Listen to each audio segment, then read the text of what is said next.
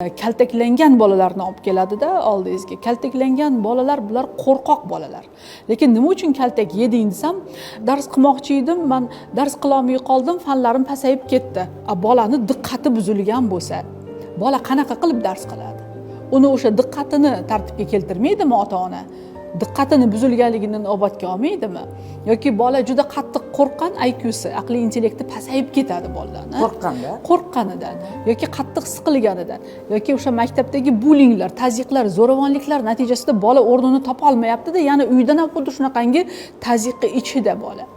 Uni kaltaklab, urib, qattiq gapirib, baqirib tarbiya qilib bo'lmaydi. Demak, biz bu jarayonlarni bunda o'rganishimiz kerak. Bola bu shaxs, avvalambor bu individual, o'ziga xos va u hech kimning bolasiga o'xshashga majbur emas.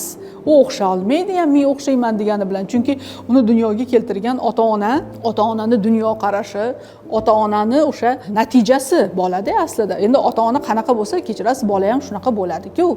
Ya'ni biz o'zimizni o'sha tuqqan bolamizdan qo'shnini bolasini tarbiyasini talab qila olmaymiz. Qo'shnini bolasini salohiyatini talab qila olmaymiz. Haqqimiz yo'q talab qilishga. Demak, biz farzandlarga individual yondashishni o'rganishimiz kerak.